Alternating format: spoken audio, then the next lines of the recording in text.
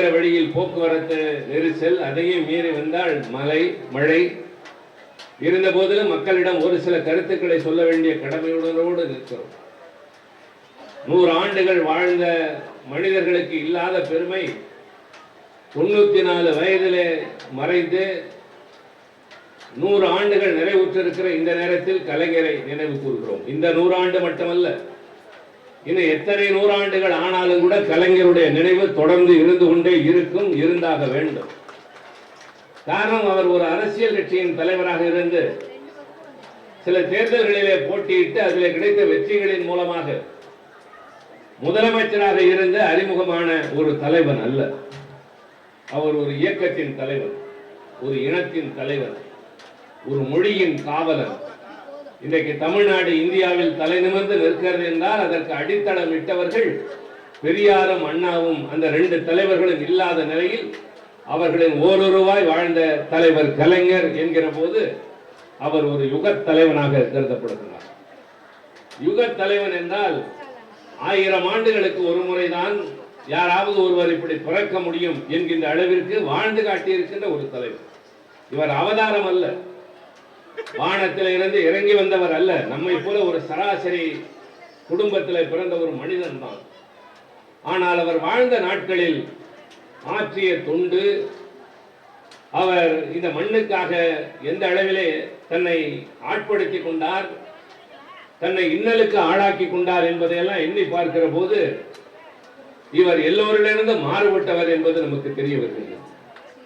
அதனால்தான் அவரோடு வாழ்ந்த நம்மை போன்றவர்கள், அவருடைய காலத்திலே பல நன்மைகளை நேரடியாக உணர்ந்தவர்கள், அவருடைய திறமைகளை பக்கத்திலே இருந்து பார்த்து பரவசப்பட்டவர்கள் என்ற வகையில் வளருகின்ற தலைமுறைக்கு அவரை பற்றி எடுத்து தொடர்ந்து சொல்ல வேண்டியது நம்மை போன்றவருடைய கடமை. இந்த கூட்டத்தின் நோக்கம் என்ன?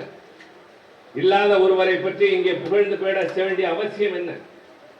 ஒருவரை புகழ்ந்து பேசுகிறார்கள் என்றால், ஒருவரை அண்டி நிற்கிறார்கள் என்றால் ஏதோ ஆதாயம் கருதி என்பதுதான் இன்றைய உலகம்.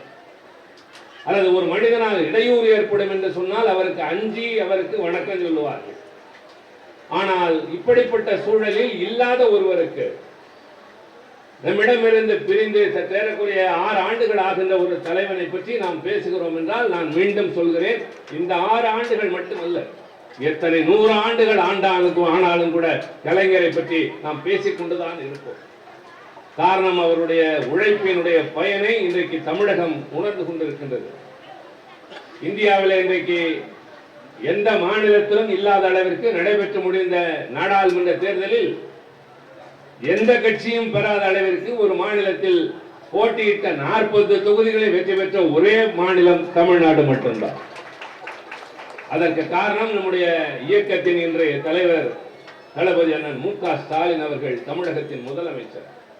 அவர் வகுத்த வியூகம், எல்லா கூட்டணி கட்சிகளையும் அரவணைத்த பாங்கு, அவர்களுக்கு தந்த முக்கியத்துவம், தேர்தல் நேரத்தில் அவர் உழைப்பு, மற்றவர்களை அரவணைக்கின்ற ஒரு சூழல். இன்னும் சொல்ல வேண்டும் என்றால், கடந்த சட்டமன்ற தேர்தலின் போது கணபதியை போல போட்டியிட்டவர்கள், தங்களை எதிர்த்து போட்டியிட்டவர்களை விட அதிகமாக பெற்ற வாக்குகளை விட இந்த தேர்தலில் கழகத்தின் சார்பிலே மட்டுமல்ல, கூட்டணி கட்சியிலே போட்டியிட்டவர்களும் தங்களை எதிர்த்து போட்டியிட்டவர்களை விட மிக அதிக வாக்குகள் பெறுகின்ற அளவிற்கு மக்களுடைய ஆதரவு நம் பக்கம் திரும்பி இருக்கிறது. அதற்கு காரணம் 3 ஆண்டுகள் நடைபெற்ற இந்த ஆட்சியின் சாதனைகள்.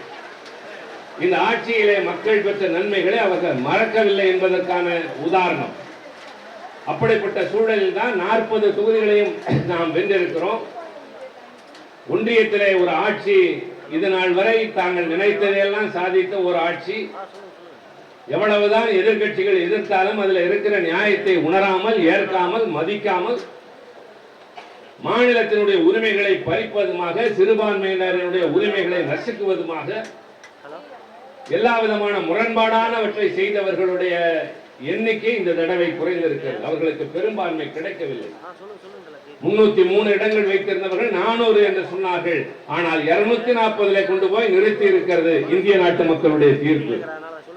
எதிர்கட்சியை பலப்படுத்தி அனுப்பி இருக்கிறார்கள். அதற்கு காரணம், நாடாளுமன்றத்தில் ஜனநாயகம் என்பது நிற்க வேண்டும் என்று சொன்னால் எதிர்கட்சி வலிமையானதாக இருக்க வேண்டும்.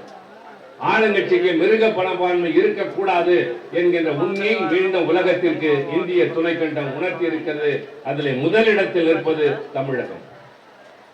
இப்படி தமிழகம் இருக்கிறது என்று சொன்னால், இப்படி தலைவர் தளபதி அவர்கள் இந்த வியூகத்தை வகுப்பதற்கு முன்னோடியாக இருந்தது கலைஞர் தான். கலைஞர் காலத்திலே தான் இப்படி கூட்டணி கட்சிகளை அரவணைக்க ஆரம்பித்தார். முதலாக இந்தியாவிலே ஒரு கூட்டணி அமைத்தது அறிஞர் அண்ணா அவர்கள் தான். காங்கிரஸ் பேரியக்கம் தான் இந்தியாவின் எல்லா மூலையிலும் ஆண்டு கொண்டிருக்கும் என்ற நிலையில் அவர்களை எதிர்த்து வாக்களிக்கின்ற பெறுகின்ற கட்சிகள் நிறைய இருந்தன. ஆனால் சிதறி கிடந்தார்கள். அவர்கள் எல்லாம் பல்வேறு முனைகளில் இருந்த முரண்பாடுகளை கொண்டவர்களை ஓர் அணியிலே கொண்டு வந்து முதலாக காங்கிரஸ் அல்லாத ஒரு அரசாங்கத்தை உருவாக்கியது அறிஞர் அண்ணா அவர்கள்.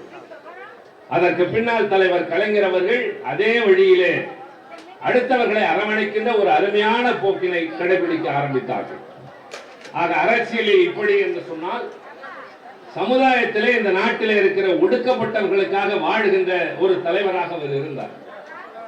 வாழ்ந்தாருக்கு துணை நிற்கின்ற பல்வேறு மனிதர்களுக்கு இடையில் வாழ முடியாதவர்களுக்காக, வாழ வழி இல்லாதவர்களுக்காக, அவர்களை முன்னேற்றுவதற்காகவும் கைதூக்கி விடுவதற்காகவும் வாழ்ந்த ஒரு காலம் கலைஞருடைய ஆட்சி காலம்.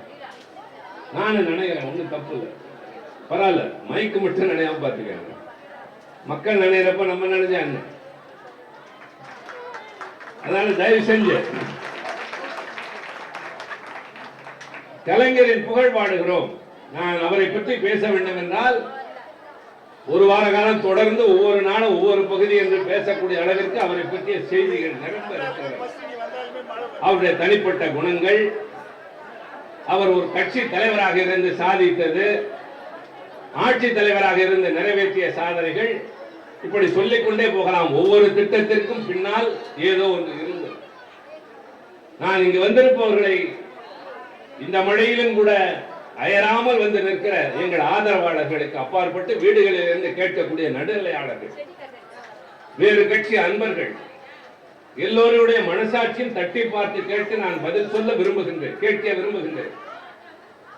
தயவு செய்து யோசியுங்கள், மனசாட்சியோடு யோசியுங்கள். நாம் வாழ்கின்ற இந்த நாட்டில் பெரியார், அண்ணா, கலைஞர் என்ற 3 தலைவர்கள் மட்டும் பிறந்திருக்காவிட்டால் நாம் எப்படி இருந்திருப்போம்? இந்த நாடு எப்படி இருந்திருக்கும்? நமக்கு பின்னாலே பல்கலைக்கழகங்களின் பட்டங்கள் கிடையாது. பல்வேறு இடங்களிலே, உயர்ந்த இடங்களிலே நம்முடைய வீட்டு பிள்ளைகள் பணியாற்றுகிறார்கள் என்றால் அந்த நிலை வந்திருக்காது. வெறும் கூலி ஆட்களாக, பண்ணையிலே வேலை பார்க்கிறவர்களாக, மூட்டை தூக்குகிறவர்களாக, அடுத்த வீட்டில் ஏவல் செய்கிறவர்களாகவே இருக்க வேண்டும் என்று இருந்தவர்கள் வீட்டு பிள்ளைகள் எல்லாம் இன்றைக்கு கல்வி பெறுகிறார்கள், உயர் வேலை பார்க்கிறார்கள், கை நிறைய சம்பாதிக்கிறார்கள், சமுதாயத்தில் நிமிர்ந்து நடக்கிறார்கள் என்றால் அதற்கு காரணம் திராவிட பேரியக்கம். அதன் அடையாளமாக இன்றைக்கு விளங்குகின்ற திராவிட முன்னேற்ற கழகம். கலைஞருடைய ஆட்சி காலத்தில் அவர் எதையெல்லாம் ஒரு காலத்தில் தன்னுடைய உணர்வாக சொன்னாரோ அதையெல்லாம் நடத்தி காட்டினார். உங்களுக்கெல்லாம் நினைவு இருக்கும், சென்னையிலே வாழ்கிறவர்களுக்கு ஒரு காலத்தில் கோடை காலம் வந்தால் எங்கு பார்த்தாலும் குடிசைகள் தீப்பற்றி எரிகின்றன என்ற பதைபதைப்பான செய்தி தான் வரும். காரணம், பல இடங்களில் எங்கு பார்த்தாலும் குடிசைகள் தான் இருந்தன. குறிப்பாக கடற்கரை ஓரத்தில் இருக்கிற குப்பங்கள் என்று சொல்லக்கூடிய பகுதிகள், மீனவர்கள் வாழ்கின்ற பகுதிகள், உழைக்கின்ற மக்கள் வாழ்கின்ற பகுதிகளில் எல்லாம் வெறும் குடிசைகள் தீப்பற்றி எரிந்தன. அண்ணா ஆட்சிக்கு வந்தவுடன் தான் முதலாக அந்த வீடுகள் எல்லாம் மாற்றி ஆஸ்பெஸ்டாஸ் வீடுகளாக மாற்றினார். தலைவர் கலைஞர் அதையே அடுக்குமாடி குடியிருப்புகளாக மாற்றி அவர்களையும் உயர் மாடியிலே கொண்டு போய் உட்கார வைத்தது தலைவர் கலைஞர் அவர்கள் தான். நான் 2 செய்திகளை மட்டும் சொல்கிறேன். இங்க இருக்கிற தாய்மார்கள், பெரியோர்களின் கவனத்திற்கு பேசலாம், நிறைய பேசலாம். நான் இன்னொரு முறை வந்து இங்க அவசியம் பேச வேண்டும். மழை இல்லாத நேரத்தில் இருப்பவர்களுக்கு சென்று சேர வேண்டும் என்பதற்காக நான் 2-3 செய்திகளை மட்டுமே சொல்ல விரும்புகின்றேன். நரேந்திர மோடி அவர்கள் பிரதமராக இன்றைக்கும் இருக்கிறார், நேற்றைக்கும் அவர் தான் இருந்தார்.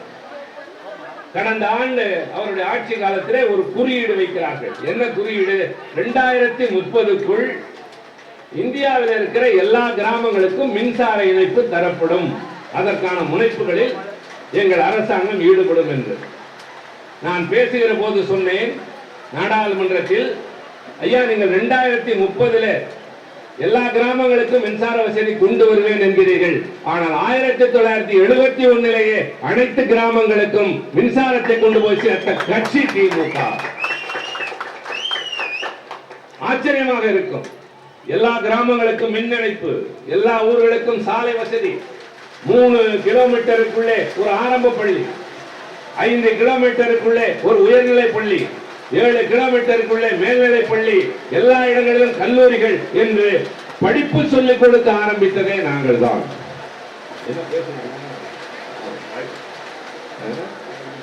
பேசுறேன், நான் எவ்வளவு நேரம் வேணாலும் பேசுறேன். அந்த அளவிற்கு கல்வியை கொண்டு போய் கொடுத்தோம். அந்த கல்வி இன்னும் பலருக்கு சென்று சேர வேண்டும் என்பதற்காகத்தான் இன்றைய முதலமைச்சர் பள்ளிக்கு செல்கிற பிள்ளைகளுக்கு காலை நேரத்திலும் உணவு தருவதை ஆரம்பித்து வைத்திருக்கிறார். அதற்கு காரணம் பல பள்ளிகளிலே கிடைத்த செய்திகள். காலையிலே வகுப்புக்கு வருகிற பிள்ளைகள் மதிய நேர உணவுக்குள்ளாக சுருண்டு விடுகிறார்கள். காரணம் காலை நேரத்தில் உணவருந்த முடியாத சூழ்நிலை என்று. இந்த ஆண்டு நாங்கள் நீட் தேர்வை எதிர்க்கிறோம். நீட் தேர்வு வேண்டாம் என்கிறோம். தமிழ்நாட்டுக்கு விதிவிலக்கு வேண்டும் என்கிறோம். ஆனால் அது இருக்கிற வரை அதில் போட்டியிடுகிற அளவிற்கு நம்முடைய மாணவர்களை தயார் செய்ய வேண்டும் என்று அரசு பள்ளிகளிலே தேவையான பயிற்சிகளை தருகிறோம். இந்த ஆண்டு 135 மாணவர்கள் தமிழ்நாட்டு அரசு பள்ளிகளில் இருந்து நீட் தேர்வை தேர்ச்சி பெற்றிருக்கிறார்கள். அதை விட மிக முக்கியம், தம்பி மகேஷ் பொய்யாமொழி அமைச்சராக இருக்கிறார். அந்த துறையிலே தமிழ்நாட்டில் இருக்கிற அரசு பள்ளி ஆசிரியர்கள் மாணவர்களுக்கு சொல்லி தந்த கேள்விகளில் 113 கேள்விகள் நீட் தேர்வில் கேட்கப்பட்டிருக்கின்றன என்கிற போது நாம் எந்த அளவிற்கு முன்னேறி இருக்கிறோம் என்பது தெரியும். இதெல்லாம் தொலைநோக்கு பார்வை. அதனால்தான் சொன்னேன், இது கலைஞரிடமிருந்து கற்றது. பெரம்பலூர் பகுதியிலே ஒரு காலத்தில் எல்லோருக்கும் ஒரு நோய் வரும். என்ன நோய் தெரியுமா? திடீரென்று உள்ளங்காலில் ஒரு புண் மாறி வரும். ஒரு ஆணி என்று சொல்வார்கள், அது மாதிரி ஒன்று வரும். ஆனால் அது ஆணியாக காய்ந்து போயிருக்காது. அது கொஞ்சம் அவர்களுக்கு துன்பத்தை தருகிற போது சரி செய்யலாம் என்று பார்த்தால் வேறு மாதிரி ஒன்று இருக்கும். மெல்ல இழுத்தால் உள்ளிருந்து வரும். வருவது என்னவென்று பார்க்கிற போது அருந்து விடும் என்பதற்காக ஒரு ஈர்க்குச்சியிலே வைத்து அதை உருட்டி எடுப்பார்கள். ஒரு நீண்ட புழு வரும். சொல்லுகிற போது கேட்கிற போது உங்களுக்கு சங்கடமாக இருக்கும். ஆனால் அன்றைக்கு பெரம்பலூரில் வாழ்கிற மக்களுக்கு பலருக்கும் இந்த நோய் வந்து இப்படிப்பட்ட புழு எதுவரை வளர்கிறதோ அதுவரை கால் அழுகி போய் காலை எடுக்கிற நிலை வந்தது. இது பரவலாக மாறி அன்றைக்கு முதலமைச்சராக இருந்த கலைஞருடைய கவனத்திற்கு வந்தது. வேறு முதலமைச்சராக இருந்தால் என்ன செய்திருப்பார்? அதிக மருத்துவமனைகள், அதிக டாக்டர்கள், அதிக மருந்துகள் தானே தந்திருப்பார்கள். ஆனால் கலைஞர் அதற்கான காரணத்தை ஆராய்ந்தார்.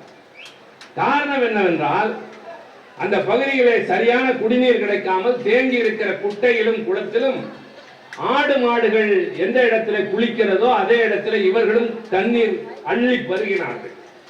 அதிலே தான் குளித்தார்கள், அதை தான் குடித்தார்கள். இதிலிருந்துதான் அந்த நோய் வருகிறது என்று கண்டுபிடித்த தலைவர் பெரம்பலூரில் மட்டுமில்லை, நன்றாக கவனியுங்கள், தமிழ்நாட்டின் எல்லா கிராமங்களிலும் பாதுகாக்கப்பட்ட மேல்நிலை குடிநீர் தேக்க தொட்டி வர வேண்டும் என்று உத்தரவிட்டதை தான் இன்றைக்கு தமிழ்நாடு முழுவதும் பார்க்கிறேன். ஆக வருமுன் காப்போம். இந்த ஊருக்கு வந்தது நாளைக்கு இன்னொரு ஊருக்கு வரக்கூடாது என்பதற்காக. கடலோர பகுதிகளிலே தண்ணீருக்கு வழி இல்லை. பக்கத்தில் இருந்த ஆறுகளிலே நீர் கொண்டு வர முடியவில்லை என்கிற போது கடல் நீரை குடிநீராக்கி மக்களுக்கு தருகிற திட்டத்தை முதலாக செயல்படுத்தி காட்டியவர் கலைஞர் என்பதை எண்ணுகிற போது குடிநீர் பஞ்சம் தீர்ந்து போகின்றது. நான் இன்னொரு உதாரணத்தை சொல்லுவேன். கலைஞருடைய பராசக்தி படம் பார்த்திருப்பீர்கள். எதிரே இருக்கிற பலருக்கு அது நினைவு இருக்கும். அந்த பராசக்தி படத்திலே நாயகனாக சிவாஜி கணேசன் அறிமுகமானார். ஆனால் உண்மையிலே அந்த கதையினுடைய கருப்பாத்திரம் என்பது கல்யாணி என்கிற ஒரு பெண் தான். அந்த பெண்ணை சுற்றி தான் கதை சுற்றி சுற்றி வரும். நான் ஏன் இதை இப்போது குறிப்பிடுகிறேன் என்றால், 1952 கலைஞர் அதில் எதையெல்லாம் எழுதினாரோ அதையெல்லாம் பின்னாலே நடைமுறைப்படுத்த ஆரம்பித்தார். உதாரணத்திற்கு அந்த படத்தின் கடைசி காட்சியில் SS ராஜேந்திரன் அவர்கள் கால் நொண்டியாக ஒரு பிச்சைக்காரனாக வந்து நிதி திரட்டி கொண்டு வருவார். அப்போது ஒரு வீட்டில் இருக்கிறவர் கேட்பார், என்ன பிச்சை எடுக்க வீட்டுக்குள்ளேயே வந்து விட்டீர்களா என்று. பிச்சை எடுக்க வரவில்லை, மாநாட்டுக்கு நிதி திரட்ட வந்திருக்கிறோம். என்ன மாநாடா? ஆம், பிச்சைக்காரர்கள் மாநாடு நடத்துகிறோம். ஓ, பிச்சைக்காரர்கள் மாநாடு நடத்துகிற அளவிற்கு வந்து விட்டீர்களா என்கிற போது SSR வடிவத்திலே கலைஞருடைய வசனம் சொல்லும், ஏன் பிச்சைக்காரர்களும் மனிதர்கள் இல்லையா, அவர்களும் எல்லோருக்கும் சமமாக வாழ்வதற்கான தகுதி பெற்றவர்கள் என்று சொல்லுகிற அந்த வசனம் ஆட்சிக்கு வந்தவுடன் பிச்சைக்காரர் மறுவாழ்வு திட்டம் என்று கொண்டு வந்து அவர்கள் எல்லாம் கண்ணியமாக ஒரு இடத்திலே கொண்டு போய் உட்கார வைத்து அவர்களுக்கு தொழிலும் தொடங்கி கொடுத்தார். அது மாதிரி அந்த படத்தில் கல்யாணி என்ற பெண், அவருடைய அண்ணன்மார்கள் வெளிநாட்டில் இருப்பார்கள், வசதியாக இருப்பார்கள், ஊரிலே திருமணமாகி குழந்தை பிறந்திருக்கும், தந்தை இருப்பார், நல்ல வளமான மாடி வீட்டிலே குடியிருப்பார்கள். திடீரென்று ஒரு நாள் கணவன் விபத்திலே இறந்து போவான். அந்த அதிர்ச்சியிலே அவளுடைய தந்தையும் இறந்து போவார். அண்ணன்மார்கள் ஊர் திரும்ப முடியாத அளவிற்கு போர் சூழல். இந்த நிலையில் வாங்கிய கடனுக்காக கடன்காரர்கள் இரக்கமில்லாமல் வீட்டை முதற்கொண்டு எல்லாவற்றையும் ஜப்தி செய்து அவளை வெளியே அனுப்பிவிடுவார்கள். முதல் நாள் இரவு வரை மாடி வீட்டிலே குடியிருந்த பெண் மறுநாள் காலை கை குழந்தையோடு கழுத்தில் எதுவுமே இல்லாமல் நட்ட நடு தெருவிலே நிராதரவாக நிற்பாள். அப்போது ஆறுதல் சொல்ல வருகிற பக்கத்து வீட்டு பெண்மணி சொல்லுவார், கவலைப்படாதே கல்யாணி, நாளை காலையில் இருந்து இந்த தெருவோரத்தில் ஒரு இட்லி கடை வைத்து பிழைத்துக் கொள்ளலாம். இவள் அதிர்ந்து போய் கேட்பாள், என்னது இட்லி கடையா? அதற்கு அந்த பெண் பதில் சொல்வாள், தமிழ்நாட்டில் தாலி கர்த்தவர்களுக்கெல்லாம் இட்லி கடை தானே தாசில் உத்தியோகம் என்று சொல்வார். அந்த காலத்தில் அதுதான் பல விதவை தாய்மார்கள் தங்கள் வாழ்க்கையை நடத்த வேண்டிய அவசியத்திற்காக தெரு ஓரத்தில் இட்லி வைத்து இருப்பார்கள். கலைஞர் ஆட்சிக்கு வந்தவுடன் விதவைகள் மறுவாழ்வு திட்டம் என்று கொண்டு வந்தார். விதவைகள் மறுமண திட்டம் என்று கொண்டு வந்தார். இள வயதிலே கணவனை இழக்கிற பெண்களை காலமெல்லாம் அவர்களுக்கு கழுத்திலும் காதிலும் ஒன்றும் இருக்காது, அமங்கலமாக இருக்க வேண்டும் என்று இருந்த நிலையை மாற்றி அவர்களுக்கு மறுமணம் செய்வித்து அப்படி செய்பவர்களுக்கு வேலை வாய்ப்பு என்பதை உருவாக்கிய புரட்சிகரமான தலைவன் கலைஞர் மட்டும்தான்.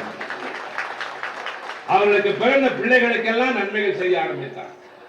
ஆக ஒரு படத்தில் வசனமாக வந்ததையெல்லாம் பின்னாளில் நடைமுறைப்படுத்துகிறார் என்றால் அன்றைக்கே அவர் மனதில் கணிந்து கொண்டிருக்கிறது.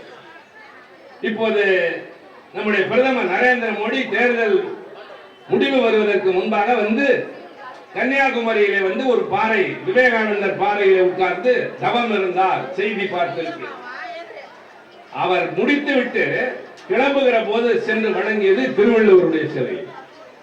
இந்த கதை எப்படி வரும் என்றால், கன்னியாகுமரிக்கு கூட்டத்திற்கு போகிற நேரங்கள் எல்லாம் என்னை போன்றவர்கள், தளபதி, நான் போன்றவர்கள் எல்லாம் இளைஞர்களில் இருந்த காலத்தில் கூட்டம் முடித்துவிட்டு கடற்கரை ஓரத்தில் போய் இரவு நேரத்தில் ரொம்ப நேரம் பேசிக் கொண்டிருப்போம். அதுவும் கலைஞரிடமிருந்து கற்றதுதான். கணபதி மாதிரி ஆட்களுக்கு தெரியும். கலைஞர் அடிக்கடி கடற்கரைக்கு செல்வார். அது மாதிரி குமரிக்கு கூட்டம் முடித்து விட்டு கடற்கரையில உட்கார்ந்து இருந்தவர் விவேகானந்தர் பாறை இருக்கிற பக்கமாகவே பார்த்துக் கொண்டிருக்கிறார். அப்போது யாரிடமும் பேசவில்லை. இவர் ஏன் இப்படி இருக்கிறார், ஏதோ ஒரு சிந்தனையா குழப்பமா என்று எல்லோரும் எண்ணுகிற போது கலைஞர் எழுந்து நிற்கிற போது ஒன்று சொல்கிறார், நம்முடைய ஊர் என்பது இந்தியாவின் கடைக்கோடி எல்லை மட்டுமல்ல, முக்கடல்களும் சங்கமிக்கிற ஒரு இடம். லெமூரியா கண்டம் என்பது இருந்த இடம். இங்கே வந்து போன ஒருவருக்கு ஒரு பாறை இருக்கிறது, நினைவு சின்னம் இருக்கிறது. நான் பாருங்கள் ஒரு காரியம் செய்கிறேன் என்று என்னவென்று சொல்லாமலே எழுந்து செல்கிறார். அப்போது எதிர்கட்சி தலைவர் 10 ஆண்டுகளுக்கு பின்னால் மீண்டும் கலைஞர் முதலமைச்சரானவுடன் செய்த காரியமே அதே போல அந்த பக்கத்தில் இருந்த ஒரு பாறையில் 133 அடிக்கு திருவள்ளுவர் சிலை வைத்து இதுதான் தமிழனின் அடையாளம் என்று நிலைநிறுத்தியவர் கலைஞர். சுனாமி வந்தது, பல ஊர்களிலே என்னென்னவோ செய்ததை பார்த்தோம். ஆனால் திருவள்ளுவருடைய காலை மட்டும்தான் தொட்டுவிட்டு போனதை தவிர அந்த சிலையை ஒன்றுமே செய்ய முடியவில்லை. ஆக ஒரு இடத்திற்கு போகிற போது அவருடைய சிந்தையிலே உதித்த ஒரு எண்ணம் 10 ஆண்டுகள் கழித்து நடைமுறைக்கு வருகிறது என்பதுதான் கலைஞருடைய வாழ்க்கையின் தனிச்சிறப்பு. அது மாதிரி அந்த கல்யாணி பாத்திரம் நான் சொன்னேன் அல்லவா, அந்த படத்தில் ஒரு முக்கியமான காட்சி வரும். கடைசி காட்சி நீதிமன்ற காட்சி. எல்லோரும் சிவாஜி கணேசன் வசனம் பேசுவதுதான் தெரியும், நினைவு இருக்கும். ஆனால் அதற்கு முன்பாக கல்யாணி ஒரு நீதிமன்றத்தில் நின்று பேசுவாள். என்ன வழக்கு என்று சொன்னால், வறுமை தாங்காமல் தன்னுடைய குழந்தையை ஆற்றில் போட்டுவிட்டு இவளும் தற்கொலை செய்து கொள்ள முயல்கிறாள். தற்கொலை செய்து கொள்ள முயல்கிற போது போலீசார் கைது செய்து கோர்ட்டில் கொண்டு வந்து நிறுத்தி விடுகிறார்கள். அப்போது நீதிபதி கேட்பார், குழந்தையை கொன்றாயா, கொல்ல முயன்றாயா? ஆம் முயன்றேன். ஏன் கொல்ல முயன்றாய்? என் குழந்தையை வாழ வைக்க எனக்கு வக்கு இல்லை, அதனாலே கொன்றேன். அது எப்படி? பிறந்தது எல்லாமே அரசாங்கத்திற்கு சொந்தமாயிற்று என்று சொல்லுகிற போது இவளுடைய வசனம் இல்லை, கலைஞருடைய வசனம் அவள் வார்த்தைகளிலே வெளிவரும். என் பிள்ளை பாலுக்கும் பசிக்கும் அழுத போது உதவிக்கு வராத அரசாங்கம் இப்போது மட்டும் ஏன் சட்டத்தை நீட்டுகிறது என்று கேட்பார். என் குழந்தை என்ன திருஞான சம்பந்தரா பார்வதி வந்து பால் தருவதற்கு? அழுத குழந்தையை வைத்துக் கொண்டு என் மார்களை பால் சுரக்காமல் தவித்து யாரிடம் போய் நான் கையேந்தி நின்றாலும் என் இளமையைத்தான் பரிசாக கேட்டார்களே தவிர என் குழந்தையின் பசியாற்றவில்லை. நானே பெற்றேன், நானே கொன்றேன் என்று சொல்வார். எப்படி இருந்தாலும் சரி, ஒரு குழந்தையை கொல்வது குற்றம், அது சட்டப்படி ஏற்றுக்கொள்ள முடியாது என்று நீதிபதி சொல்லுகிற போது அடுத்த வார்த்தை இவள் சொல்வாள், 7 குழந்தைகளை கிணற்றிலே தள்ளி கொன்ற நல்ல தங்காள் கதையை நாடு முழுவதும் காட்டுகிற நீங்களா ஒரு குழந்தையை கொன்ற என் மீது வழக்கு தொடுக்கிறீர்கள் என்று கேட்டார். உங்களுக்கு எல்லாம் பல பேருக்கு இப்போது இருப்பவர்களுக்கு தெரியாது நல்ல தங்காள் கதை என்று அப்போதெல்லாம் கிராமங்களில் நடக்கும். திருவிழா காலங்களில் வள்ளி திருமணம் பவளக்குடி என்பதை போல நல்ல தங்காள் என்கிற ஒரு நாடகம். நம்முடைய மக்களுக்கு இரக்க உணர்வு அதிகம். பொதுவாக திரைப்படத்திலே சோகமான காட்சி வந்தால் நம்முடைய மக்களை போல அழுகிறவர்களை யாருமே பார்க்க முடியாது. அந்த காலத்தில் பாசமலரும் பாவ மன்னிப்பும் திரையில அவர்கள் அழுதால் இவர்கள் அழுவார்கள், அவர்கள் செத்தால் இவர்கள் 3 நாள் அழுவார்கள். அந்த அளவிற்கு ஒரு இரக்க மனம் நம்முடைய மக்களுக்கு. அது மாதிரி இந்த நாடகத்தை எல்லா இடங்களிலும் நடத்தினார்கள். அது என்ன நாடகம்? நம்முடைய தம்பிமார்களுக்கே நிறைய பேருக்கு தெரியாது. ஸ்ரீவில்லிபுத்தூரில் ஒரு வசதியான குடும்பத்தில் பிறந்த பெண் நல்ல தங்காள் என்பவள். அவளுக்கு திருமணமாவது ராமநாதபுரத்தில் இருக்கிற மானாமதுரை என்ற ஊரில். அந்த இடத்துல திருமணமாகி நல்ல வீடுதான் வாழ்ந்து கொண்டிருந்தாலும் தொடர்ந்து வறட்சி. அங்கெல்லாம் வானம் பார்த்த பூமி, விவசாயம் மட்டும்தான் அங்கே வாழ்க்கை. விவசாயம் மட்டும்தான் அங்கே வாழ்க்கை. மழை இல்லை என்றால் அவர்களுக்கு எதுவுமே கிடையாது. ஓராண்டு 2 ஆண்டு மட்டுமில்லை, தொடர்ந்து 10 ஆண்டுகள் அங்கே வறட்சி. இதனால எல்லாமே தீங்கு போகிறது. வறுமை உச்சத்துக்கு போய் அவள் கணவன் இறந்து போகிறான். அதற்குள்ள 7 பிள்ளைகள் பிறந்து விடுகிறார். பிள்ளைகளை வைத்து காப்பாற்ற வழி இல்லாத நல்ல தங்காள் 7 குழந்தைகளை அழைத்துக் கொண்டு பிறந்த ஊராகிய ஸ்ரீவில்லிபுத்தூருக்கு சொந்த வீட்டுக்கு வருகிறார். பெற்ற தாய் தந்தை இல்லை, அண்ணனும் அண்ணியும் மட்டும்தான் இருக்கிறார்கள். இவளை பார்த்து விட்டு பரிதவித்து போய் ஓடி வா, ஏன் இந்த நிலைமை என்று கேட்கவில்லை, ஏன் இங்கே வந்தாய் என்று கேட்கிறார். நாதியற்று நிற்கிறேன், கணவன் மறைந்து போனான், குடும்பத்தில் வறுமை உச்சம், ஒன்றுமே இல்லை, நான் பிறந்த வீட்டை தவிர இங்கு போவேன் என்று கேட்கிற போது வருகிற பதில், அதெல்லாம் கல்யாணத்தோடு முடிந்து போனது, நீ எதற்காக மீண்டு வந்தாய் என்று கேட்கிற நேரத்தில், நீங்கள் ஒன்றுமே செய்ய வேண்டாம், இந்த வீட்டிலே நான் 10 பாத்திரம் தைக்கிறேன், இந்த வீட்டில் துணி துவைக்கிறேன், சமையல் செய்கிறேன், என் பிள்ளைகளுக்கு மட்டும் சோறு போடுங்கள் என்று பிறந்த வீட்டில் செஞ்சுகிறார். அண்ணன் இறக்கப்படுகிறான். அன்னைக்கு மனமில்லாமல் சேர்த்துக் கொள்கிறாள். மாட்டை போல நல்ல தங்காளை வேலை வாங்குகிறாள். ஆனால் பிள்ளைகளுக்கு சோறு போடுவதில்லை. கண்ணுக்கு எதிரே குழந்தைகள் சுருண்டு சுருண்டு விடுவதை பார்த்து இவளால் தாங்க முடியவில்லை. ஒரு நாள் ஒருவேளையாவது கஞ்சி ஊற்றுங்கள் என்றெல்லாம் கேட்கிறாள். நடக்கவே இல்லை. மனம் பொறுக்காமல் 7 குழந்தைகளை அழைத்துக் கொண்டு போய் நல்ல தங்காள் கிணற்றிலே அந்த பிள்ளைகளை தள்ளிவிட்டு தானும் விழுந்து தற்கொலை செய்து கொண்ட கதைதான் நல்ல தங்காள் கதை. அதைத்தான் பராசக்தி படத்திலே கலைஞர் எழுதுவார். கல்யாணி வசனத்தின் மூலம் 7 குழந்தைகளை கிணற்றிலே தள்ளிய கல்யாணி நல்ல தங்காள் கதையை ஊரங்கு நடத்துகிற நீங்களா ஒரு குழந்தையை வறுமையினால் கொன்ற என் மீது குற்றம் சுமத்துகிறேன் என்று எழுதிய கலைஞர் தான் நல்ல தங்காள் கதையை தெரிந்த காரணத்தினால், தாய்மார்களே, அவர் முதலமைச்சரானவுடன் ஒரு பெண் திருமணமாகி பிறந்த வீட்டுக்கு போகிற போது வெறும் பாத்திரத்தில் மட்டுமல்ல, சொத்து பத்திரத்திலும் பெயர் எழுதி தரப்படும் என்று, பிறந்த வீட்டின் சொத்திலும் பெண்களுக்கு உரிமை உண்டு என்ற சரித்திர சிறப்புமிக்க சட்டத்தை கொண்டு வந்தவர் கலைஞர். நான் பேசுகிறேன், ஆனால் உணர்ச்சி பெருக்கோடு பேசுகிறேன். ஒரு படத்தின் வசனம் அல்ல, ஒரு நாடகத்தின் கதை அல்ல.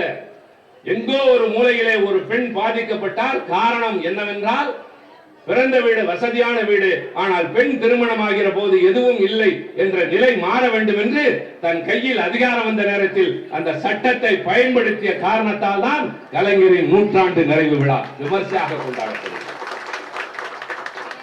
1922 ஆண்டு விதவையாகி போன 10 வயது குழந்தைகள் எத்தனை பேர் தெரியுமா? சற்றக்குறை 25,000 பேர்.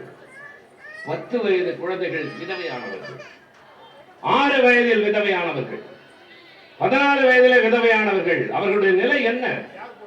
2 பேரும் சாலையில் இல்லை கூடி இந்த விளையாடுவார்கள் தெருவிலே. அது மாதிரி பருவத்தில் 2 பேரையும் மணவரையில் உட்கார வைக்கிறார்கள். மணமகன் 4 வயதில் செத்து போகிறான். பிள்ளைக்கு 2 வயது அந்த பெண்ணுக்கு. ஆனால் அவளுக்கு சூட்டப்படுகிற பெயர் விதவை. வளர்ந்து பருவம் மீதி வாலிபம் வந்து எல்லாம் விழித்துக் கொண்டு உணர்ச்சிகளை அடக்கி வைத்துக் கொண்டு வெளியிலே நடமாட முடியாமல் முடங்கி கிடந்த அது மாதிரி பெண்களுடைய நிலைமையை இந்த சமுதாயம் கொஞ்சம் கூட எண்ணி பார்த்ததே இல்லை. அப்படிப்பட்டவர்களுக்கெல்லாம் வாழ்வு கிடைக்க வேண்டும் என்று, ஏன் அவர்களுக்கு மறுவாழ்வு கிடைக்க கூடாது என்ற புரட்சி குரல் பெரியாரிடம் ஒலித்தது. அண்ணா நாடகம் நடத்தினார், திரைப்படம் எழுதினார், கலைஞர் ஆட்சிக்கு வந்தார், சட்டங்கள் கொண்டு வந்தார், பெண்களுக்கு எனவே சட்டங்கள். இந்த காரணத்தினால்தான் இப்போது பெண்கள் பேருந்திலே கட்டணம் இல்லாமல் பயணம் செய்கிறார்கள் என்றால் என்ன காரணம்? சராசரியாக ஒரு வீட்டுக்கு வேலைக்கு போகிற பெண்ணுக்கு கிடைக்கக்கூடிய சம்பளம் என்ன? 3000 ரூபாய். 3 வீட்டுக்கு சென்றால்தான், அதுவும் ராத்திரி பகலாக வேலை செஞ்சால்தான் 8000 9000 கிடைக்கும் என்று இருக்கிற நிலையில் கொஞ்சம் தொலைதூரம் போகிறவர்களுக்கு பேருந்துக்காக செலவே தனி. இப்போது தளபதி அண்ணன் ஸ்டாலின் ஆட்சியில் நீங்கள் எங்கு வேண்டுமானாலும் ஏறலாம், எங்கு வேண்டுமானாலும் இறங்கலாம், எத்தனை முறை வேண்டுமானாலும் செல்லலாம். காரணம், எங்கள் அண்ணன் ஸ்டாலின் எங்களுக்காக தருகிறார் என்று சொல்லி அதில் கிடைத்து மிச்சப்படுகிற ஒரு 1000 1500 உங்களுடைய செலவுக்கு பயன்படும். உரிமை தொகை தருகிறோம். இவற்றையெல்லாம் எண்ணி பார்க்கிற போதுதான் ஒரு ஆட்சி என்பது யாரோ சிலர் பதவி சுகம் அனுபவிப்பது அல்ல, மாறாக இந்த நாட்டில் இருக்கிற மக்களுக்கு நன்மை செய்வதற்கான ஒரு ஆட்சி. அந்த எண்ணம் யாருக்கு வரும் என்றால் ஒரு தலைவனுக்கு தான். யார் தலைவன்? ஒரு 10 பேர் பின்னால் என்றால் அவர்களை தலைவா என்று அழைக்கிறார்களே, அதுவல்ல தலைவன் என்பவர். தலைவன் என்பவன் தான் வாழுகிற பகுதியில் இருக்கிற மக்களுக்காக கண்ணீர் வெடிக்க வேண்டும். அவர்கள் கண்ணீரை துடைக்கிற கரமாக இவன் கரம் மாற வேண்டும். அவருடைய இன்னலை போக்குவதற்காக தான் இன்னலை தாங்கிக் கொள்ள வேண்டும். அதைத்தான் அண்ணா சொல்வார். எங்களுடைய தம்பிமார்களாக எங்களை பார்த்து go to the people and live among them என்று சொல்வார். மக்களிடம் சென்று அவர்களோடு வாழ்ந்து பார், அவர் மீது அன்பு செலுத்து, அவர்களுக்கு சேவை செய், அவரிடம் என்ன இருக்கிறதோ அதிலிருந்து ஆரம்பி, அவர்களுக்கு எது தெரியுமோ அதிலிருந்து சொல்லிக் கொடுக்க நீ பழகிக் கொள்ள வேண்டும் என்று எங்களை சாதாரணமானவராக வளர்த்தவர் அறிஞர் அண்ணா. நான் 21 வயதில் MA படிக்கிற போது 1 வருட காலம் விசா சிறையில் இருந்தேன். மிக இள வயதில் ஒரு மாணவனாக தளபதியோடு, நான் 2 வயது இளையவன், நான் சிறைக்கு சென்றவன்.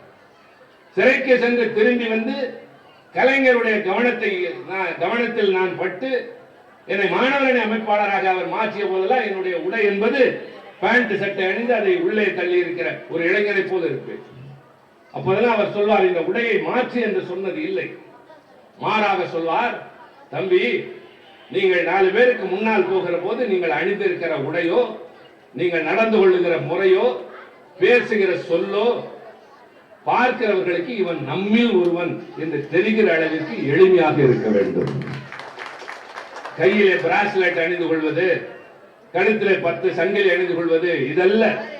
ஒரு எளியவனாக நாம் வாழ்ந்தால்தான் அவர்கள் நம்மில் ஒருவன் என்று நம்மிடம் நெருங்கி வருவார்கள் என்று சொன்னதற்கு பின்னால் மிசா சிவாவாக இருந்த என்னுடைய உடை என்பது இந்த வேட்டியும் ஜிப்பாவுமாக மாறியது. நான் இன்றைக்கு திருச்சி சிவாவாக இருக்கிறேன். இங்கே மதுரவாயலில் அல்ல, டெல்லியிலும் எங்கள் உடை இதுதான். அங்கே காவலர்கள் எங்களை பார்த்தவுடன் தனி மரியாதையை தருவார்கள். கருப்பு சிவப்பு வேட்டி கரை கட்டி வருகிறவன் திமுக காரன் என்று. அங்க இருப்பவன் சொல்லுவோம், வேட்டி மட்டும் அல்ல, எந்த சூழலிலும் நாங்கள் இந்த கரையை மாற்றுவது இல்லை. என் திருமணத்தின் போது கூட நான் சொன்னேன், பட்டு வேட்டி தான் கட்ட வேண்டும் என்றார்கள். அதிலும் கருப்பு சிவப்பு கரை போட்டு தந்தால் தான் கட்டுவேன், இல்லாவிட்டால் இப்படித்தான் இருப்பேன் என்று சொன்னேன். எங்கோ போய் நெய்து வந்து கொடுத்தார்கள். அந்த அளவிற்கு இதன் மீது எங்களுக்கு ஏற்பட்டிருக்கிற ஈர்ப்பு கலைஞரால் வந்தது. நான் டெல்லியிலே வேட்டி ஜிப்பாவோடு திரிகிறேன் என்பதல்ல, உங்கள் கவனத்திற்கு சொல்கிறேன். ஆஸ்திரேலியாவுக்கு போனாலும் சரி, அமெரிக்காவுக்கு போனாலும் சரி, சீனாவுக்கும் போயிருக்கிறேன், தென்னாப்பிரிக்கா போயிருக்கிறேன். எல்லா நாடுகளிலும் என் உடை இதுவாகத்தான். நான் சொல்வேன், வேட்டி என்பது தமிழனுடைய உடை. நான் அணிந்திருக்கிற ஜிப்பா என்பது தமிழ் உணர்வின் அடையாளம். எங்கள் தலைவர்கள் எல்லாம் அணிந்து கொண்டிருந்த உடை. ஆப்பிரிக்காவிலிருந்து வருகிறவன் பாரம்பரிய உடையோடு வருகிறான். அராபிய நாட்டிலிருந்து வருகிறவர்கள் அவர்கள் பாரம்பரிய உடையோடு வருகிறார்கள். நான் மட்டும் ஏன் தமிழ்நாட்டிலே இந்தியாவிலிருந்து போகிறவன் கோட்டு சுட்டோடு போக வேண்டும் என்று வேட்டு ஜிப்பாவோடு போய் நிற்கிறவன் கலைஞரால் வளர்க்கப்படும். ஏன் இதை சொல்கிறேன் என்று சொன்னால், ஒரு கட்சியிலே பணியாற்றுகிறவர்கள் மக்களோடு நெருங்கி அவர்களில் ஒருவராக வாழ வேண்டும் என்று சொன்ன கூட்டத்தை தான் இங்கே பார்க்கிறீர்கள். நான் பரவசத்தோடு நிற்கிறேன். ஒரு பெரிய மாநாட்டிலே பேசுகிற போது எனக்கு ஏற்பட்டிருக்கக்கூடிய மகிழ்ச்சியை விட இன்றைக்கு மதுரவாயிலில் இந்த மழைக்கு இடையில், இது சொட்டிய மழை அல்ல, தூரிய மழை அல்ல, கொட்டிய மழை. கொட்டிய மழையிலே ஆங்காங்கே தாய்மார்களும் பெரியவர்களும் ஒதுங்கி நின்றதை நான் பார்த்தேன். பார்த்து எனக்கு ஏற்பட்ட நெகிழ்ச்சி தான். எனக்கு குடைபிடித்ததிலே கூட எனக்கு ஏற்புடையது இல்லை. நீங்கள் நினைக்கிற போது நானும் நினைந்தால்தான் நான் மக்களுக்காக உழைக்கிறவன் என்று நான் சொல்ல முடியும். ஆனால் ஒலிபெருக்கிக்காரர் கீழே இருந்து முறைக்கிறார். இது தண்ணீர் பட்டால் நனைந்தால் வேலை செய்யாது என்ற கவலை அவருக்கு. அவரை அழைத்து வந்தோம் என்பதற்காக பயந்து கொண்டு அதற்கு கூட பிடித்தார்களே தவிர நான் அனுமதிக்கவே இல்லை. நீங்கள் எல்லாம் எவ்வளவு திறமைசாலிகள் என்பதற்கு உதாரணம், நீங்கள் எந்த அளவிற்கு பற்றுள்ளவர்கள் என்பதற்கு அடையாளம், சரியாக ஒரு பாதுகாப்பான இடத்தில் நின்று மழை முடிந்தவுடன் களத்தில் வந்து நின்றீர்கள். நனையாமல் நின்றது திறமை. மழையிலே கலைந்து செல்லாமல் எதிரே வந்து உட்கார்ந்து இருக்கிற இந்த தாய்மார்களுக்கும், நம்முடைய கட்சியிலே இல்ல இந்த பகுதியில் இருக்கிற பெரியவர்களுக்கும் என்னுடைய வணக்கங்களை அவர்கள் பாதங்களுக்கு நான் சமர்ப்பிக்கிறேன். இந்த உணர்வு தான், இந்த அளவிற்கு நீங்கள் காட்டுகிற அன்பும் நேசமும் தான் அதற்கு ஏற்றவர்களாக நாங்களும் நடந்து கொள்ள வேண்டும் என்ற உணர்வினை தருகிறது. இதையெல்லாம் தந்தது நான் பேசுவதற்கு காரணமாக இந்த இடத்திலே பெரியார், அண்ணா, கலைஞர் என்று சொல்லிக்கொண்டே போகலாம் என்று சொன்னேனே, அது மாதிரி இந்த தலைவர்கள் வாழ்ந்தது, அவர்கள் பேசியது, எழுதியது, எங்களுக்கு சொல்லி தந்தது, நாங்கள் பின்பற்றுவது இன்றைக்கு நடைபெறுகிற ஆட்சி. டெல்லியிலே அதே போல நாங்கள் பேசுகிற போது பேசுகிற பேச்சு, இத்தனையும் தமிழ்நாடு எந்த அளவிற்கு உயர்ந்திருக்கிறது என்பதை காட்டுவதற்காக. தமிழன் யாருக்கும் தாழ்ந்தவன் இல்லை, இப்படி இருந்தால்தான் என்று சொல்வார்கள். இன்னும் கூட சில பேர் சொல்கிறார்கள், இந்தி தெரியாவிட்டால் நீ சென்ட்ரல் ஸ்டேஷனை தாண்டி செல்ல முடியாது என்றெல்லாம் சொல்கிறார்கள். நான் ஒரே ஒரு சின்ன உதாரணம் சொல்கிறேன். இந்த சந்திராயன் 3 என்ற ஒரு விண்கலம் நிலவுக்கு போனதல்லவா, எல்லோருக்கும் தெரியும். சந்திராயன் 3 அதனுடைய வெற்றியை பாராட்டுவதற்காக நாடாளுமன்றத்திலே ஒரு சின்ன விவாதம் நடைபெற்றது. அதுல திமுகவின் சார்பில் நான் பேசுகிற போது நான் எல்லோரும் என்ன நினைத்தார்கள் என்றால், எல்லோரையும் போல நானும் அதன் தொழில்நுட்பத்தை பாராட்டுவேன் என்று. ஆனால் எதை பேசினாலும் திராவிட முன்னேற்ற கழகம் வேறு ஒரு கோணத்திலே நின்று பேசும், மற்றவர்களுக்கு தெரியாத செய்திகளை சொல்லும். நம்முடைய பொதுக்கூட்டங்கள் என்பதை பொழுதுபோக்குகிற இடமல்ல, மாலை நேரத்து பல்கலைக்கழகங்கள் என்று அறிஞர் அண்ணா சொல்லி இருக்கின்றார். என்றால் நாடாளுமன்றத்தை எப்படி கருதுவோம்? அதை நான் பேசுகிற போது சொன்னேன், முதலாக நிலவிலே போய் விண்கலத்தை கொண்டு ஒரு மனிதனை இறக்கியது அமெரிக்க நாடு. நிலவிலே கால் வைத்தவன் பெயர் ஆம்ஸ்ட்ராங். ஆண்டு 1969. அதற்கும் பின்னால் பல நாடுகள் விண்கலங்களை நிலவுக்கு கொண்டு போயிருக்கிறது. ஆனால் முதலாக நிலவிலே தண்ணீர் இருக்கிறது என்று கண்டுபிடித்த விண்கலம், இந்தியா அனுப்பிய விண்கலம் சந்திராயன் 1. அந்த சந்திராயன் 1 இயக்குனர் பெயர் மயில்சாமி அண்ணாதுரை, எங்கள் தமிழ்நாட்டை சார்ந்தவர். சந்திராயன் 3 நிலவினுடைய தென்பகுதியிலே போய் இறங்கி இருக்கிறது. பல பேருக்கு ஏன் இறங்கியது என்று தெரியாது. அந்த பக்கம் எங்காவது நடுப்பக்கம், இந்த பக்கம் ஏன் இறங்கவில்லை, இதுவரை யாரும் செல்லாத இடத்திற்கு ஏன் போனது என்றால், மனிதன் செவ்வாய் கிரகத்திற்கு போக வேண்டும் என்று விரும்புகிறான். நன்றாக தெரிந்து கொள்ளுங்கள், இந்த பூமியை தவிர இந்த பிரபஞ்சத்தில் மனிதன் வாழக்கூடிய கிரகம் என்பது எங்குமே கிடையாது. அதனால்தான் பூமியை பாதுகாக்க வேண்டும் என்று சொல்கிறோம். நமக்கு இருக்கிற மொத்த குடிநீர் இருக்கிறது அல்லவா, அதுல 3 விழுக்காடு தான் குடிக்கிற அளவிற்கு இருக்கிற நீர். 3% தான் மனிதர்கள் பயன்படுத்தக்கூடிய அளவிற்கு இங்கே இருக்கிற தண்ணீர். ஆனால் அதை பாழ்படுத்திக் கொண்டிருக்கிறோம். என்றைக்காவது ஒரு நாள் ஏதாவது நடக்கக்கூடாது, நடந்துவிடும் என்று பயப்படுகிறோம். முன்னெப்போதும் இருந்ததை விட இந்த ஆண்டு கோடையின் வெப்பம் அதிகம். டெல்லியிலே 46 டிகிரி, அரபு நாடுகளைப் போல. சென்னையிலும் அப்படித்தான். நீங்கள் மழைக்காலம் வந்தால் பாருங்கள், வெள்ளம் வரும், ஆறுகள் பெருக்கெடுத்து ஓடும். குளிர்காலம் வந்தால் பாருங்கள், நடுங்கும். இப்படி மாறி மாறி பருவநிலை வருவதற்கு காரணம் இந்த புவி வெப்பமடைந்து கொண்டிருக்கிறது, பனிமலைகள் உருகி கொண்டிருக்கின்றன. இதே நிலை போகுமேனால் நான் பயமுறுத்தவில்லை. பனிமலைகள் அதிகம் உருகுமேனால் மெரினா கடற்கரை இப்போது போய் உட்காருகிறீர்களே, அது அண்ணா சிலை வரை வந்துவிடும், மறந்து விடாதீர்கள். அண்ணா சிலை வந்துவிடும் என்று சொன்னால் எத்தனை கட்டடங்கள் இடையிலே இல்லாமல் போகும் என்று யோசிக்கிறீர்கள். அந்த அளவிற்கு மனிதர்கள் வாழக்கூடிய இடமாக இருக்கிற இந்த பூமியை மனிதன் மதிப்பது இல்லை. செவ்வாய் கிரகத்தில் வாழ முடியுமா என்றால் அங்கே மனிதன் நுழையவே முடியாது. தண்ணீர் வேண்டும் என்றால் நிலவில இருந்து செவ்வாய் கிரகத்திற்கு தண்ணீர் கொண்டு போக முடியுமா என்பதை ஆய்வு செய்வதற்காக போன விண்கலம் தான் சந்திராயன் 3. அந்த சந்திராயன் 3 இயக்குநர்கள் பெயர் விழுப்புரத்தை சேர்ந்த வீரமுத்துவேல், திருச்சியை சார்ந்த சங்கரன். 2 இப்ப ஆதித்யா 1 சூரியனை ஆய்வு செய்ய போயிருக்கிறது. ஆய்வு செய்து அங்கிருந்து இப்போது ஆய்வுக்கு அறிவிப்புகள் வர ஆரம்பித்து விட்டன. சூரியனுக்கு சென்று ஆய்வு செய்கிற விண்கலம் ஆதித்யா 1 முதலில் இந்தியா அனுப்பி இருக்கிறது. அதன் இயக்குனர் பெயர் ஷாஃபி பானு என்கின்ற செங்கோட்டையை சார்ந்த பெண்மணி. அடுத்த அக்கினி 5 என்ற ஒரு ஏவுகணை, அக்கினி 1 ஏவுகணை அப்துல் கலாம் கண்டுபிடித்தது. நாடு விட்டு நாடு தாவுகிற ஏவுகணைகள், 5000 கிலோமீட்டர் சென்று தாக்குகிற ஏவுகணை, அதுதான் அக்கினி 5. அதுவும் வெற்றிகரமாகி விட்டது. மோடி தான் அதை தொடங்கி வைத்தார். அந்த அக்கினி 5 இயக்குனர் திருச்சியிலே பீமநகரை சார்ந்த சங்கரி என்ற ஒரு பெண். இப்ப நான் என்ன சொல்ல வரேன் பாருங்க. இதுதான் நாடாளுமன்றத்தில் நாங்கள் பேசுகிற பாங்கு. இந்த கதையெல்லாம் நான் சொல்லிவிட்டு சொன்னேன்.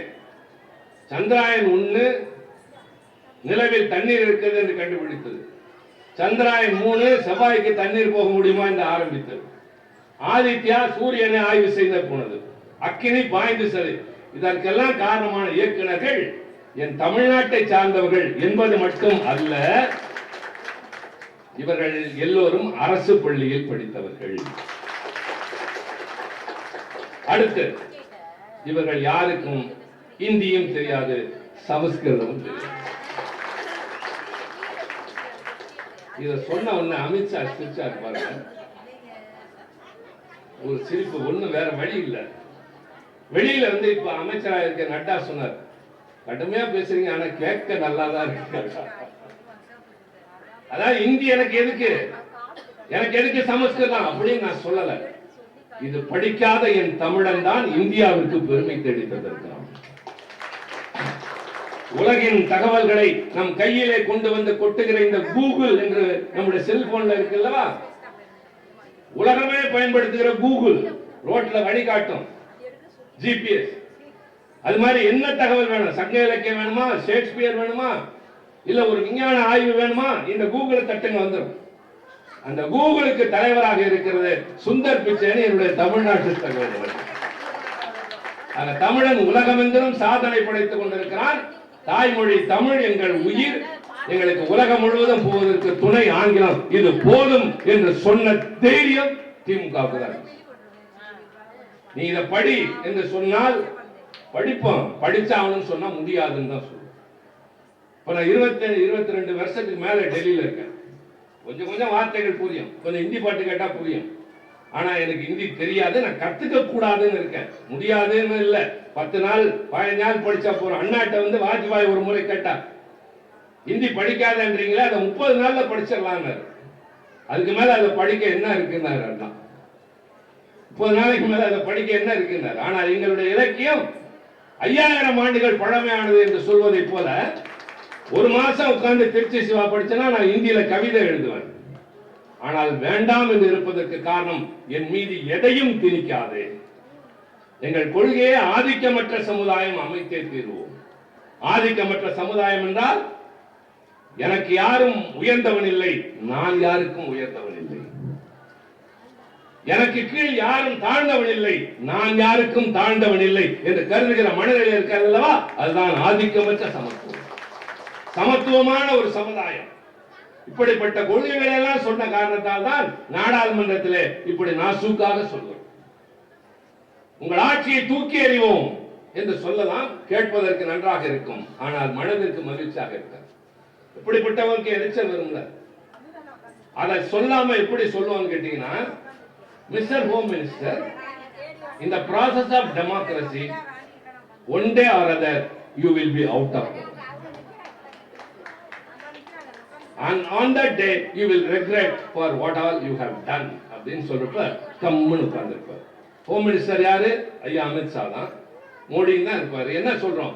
ஜனநாயகத்தின் முறையான ஒரு வளர்ச்சியில் என்றாவது ஒரு நாள் நீங்கள் ஆட்சியை விட்டு அகல்வீர்கள். அப்போது ஒவ்வொரு நாளும் நீங்கள் வருந்துவீர்கள் நீங்கள் செய்த காரியங்களுக்காக.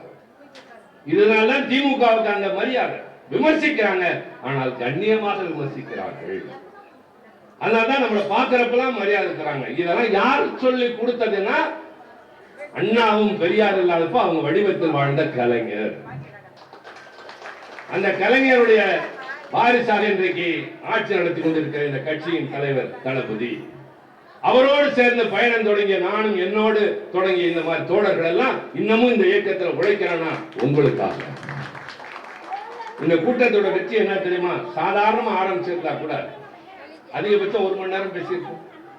நான் முன்னாடியே வந்திருந்தாலும் சரி, நீங்க இப்ப மட்டும் கலைஞ்ச மாதிரி எனக்கு தெரியல, ஏதோ கொஞ்சம் பேர் தான் இல்லையே தவிர கூட்டம் நிரம்பி இருப்பதுதான் ஒரு பெரிய வெற்றி. சற்றேறக்குறைய 50 நிமிஷம் நான் பேசியிருக்கேன், நம்புவீங்களா? நான் வந்து இப்போ உங்க முன்னாடி மழை பெய்ய ஆரம்பித்து இது வரைக்கும் நான் 50 நிமிடம் பேசி இருக்கிறேன் என்று சொன்னால், இந்த மாதிரி மழையில விடாம பேசுறதுக்கு வேற கட்சியில ஆள் இல்ல, கேட்கறதுக்கு இந்த கூட்டம் மாதிரி எங்க. எனக்கு ரொம்ப பெருமையாகவும் உற்சாகமாகவும் இருக்கு. நான் கணபதிக்கு நன்றி சொல்வேன், தம்பி மாசுக்கு நன்றி சொல்வேன். கணபதி கேட்டாரு இந்த கூட்டத்துக்கு என்ன வர சொன்னதுக்காக. இன்னும் ஒரு வாரத்துல நாடாளுமன்ற கூட்டத்தொடர் தொடங்க இருக்கு. நான் உற்சாகத்தோட போனல, அந்த உற்சாகம் நீங்கள் தருகின்ற உற்சாகம்.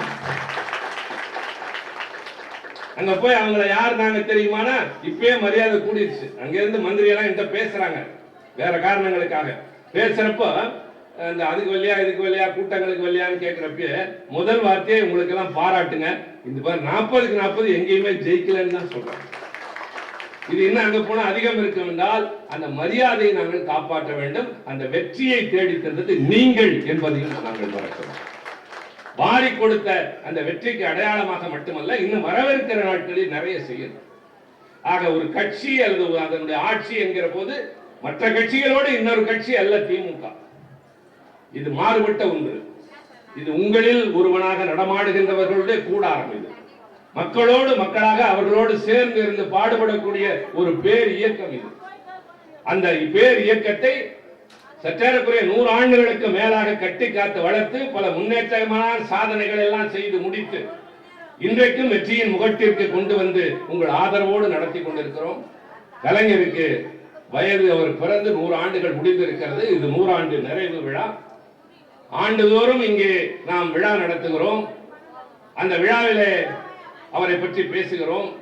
இப்போது நிறைவு விழா. நான் தொடக்கத்தில் சொன்னதை போல இந்த 100 ஆண்டோடு அவரை பற்றி பேசுவது நின்று விடாது, நாள்தோறும் பேச வேண்டும், ஊரெல்லாம் சென்று சொல்ல வேண்டும். வளர்கிற தலைமுறைக்கு இப்படியெல்லாம் தலைவர்கள் இருந்தார்கள். இந்தியா விடுதலை பெற்றது என்பதை சொல்லித்தர வேண்டும். அப்போதான் அடிமைப்பட்டிருந்தது என்பது அவர்களுக்கு தெரியும். அடிமைப்பட்டிருந்த நாட்களில் அல்லல் பட்டது அவர்களுக்கு தெரியும். ஆக வரலாறு என்பதை திரும்பி திரும்பி சொல்லித்தர வேண்டும் என்பதை போல திராவிட இயக்கத்தினுடைய தோற்றமும் அதனுடைய உழைப்பும் தான் இன்றைக்கு இந்த அளவிற்கு உயர்வு தந்திருக்கிறது என்பதை சொல்லித் தருவதை போல் எந்தெந்த தலைவர்கள் என்று சொல்லுகிற வரிசையில் தான் நாம் மறக்க முடியாத தலைவர்களாக நமக்கு உணர்வு ஊட்டிய பெரியார், அரசியல் மூலமாக வாழ்வு தந்த கட்சி ஆரம்பித்த அறிஞர் அண்ணா, அந்த 2 தலைவர்களும் இல்லாத போது அவர்களுடைய உருவமாக இருந்து நம்மை பாதுகாத்த முத்தமிழறிஞர் கலைஞர். இலக்கியத்திற்கு அவருடைய அர்ப்பணிப்பு, அதே போல திரைத்துறையில் அவர் சாதித்த திரைத்துறை என்பதை தனக்கு ஒரு சாதகமாக வந்து பயன்படுத்திய அந்த திறமை, ஆட்சி கிடைத்த போது அதன் மூலமாக அவர் செய்து குவித்திருக்கின்ற நன்மைகள், அதன் விளைவாக தமிழகம் இன்றைக்கு பெற்றிருக்கிற வளர்ச்சி, எழுச்சி.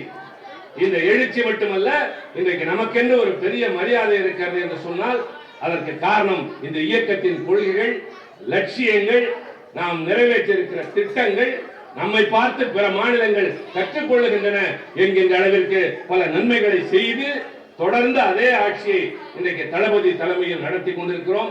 உங்கள் ஆதரவு என்றும் போல் எங்களுக்கு வேண்டும். கலைஞர் புகழ் ஓங்குக, உயர்க என்று நீங்கள் மட்டுமல்ல உங்கள் பிள்ளைகளுக்கும் சொல்லித் தர வேண்டும். நல்ல தமிழ் நம்முடைய நாவிலே நடமாட வேண்டும். நான் தமிழன் என்ற உணர்வை உங்கள் பிள்ளையின் மனதிலே விதையுங்கள். கருவினில் வளரும் மழலையின் உடலில் தைரியம் வளர்ப்பாள் தமிழன்னை என்று ஒரு பாடல் வரும்.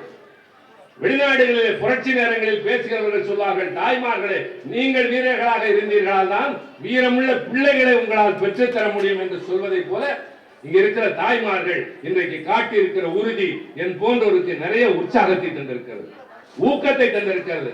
இந்த இயக்கத்திற்கு நீங்கள் தருகிற ஆதரவு என்பது ஏதோ முச்சண்டியில் என்று பேசினோம் என்பதாக முடிந்து விடாமல் நம்முடைய இனத்தின், இயக்கத்தின், நாட்டின், மொழியின் எதிரிகள் இருக்கிற இடத்திலே சென்று முழங்க வேண்டிய கடமையிலும் பொறுப்பிலும் இருக்கிற நான் உங்கள் வாழ்த்துக்களோடு டெல்லி கிளம்புகிறேன். நன்றி, வணக்கம்.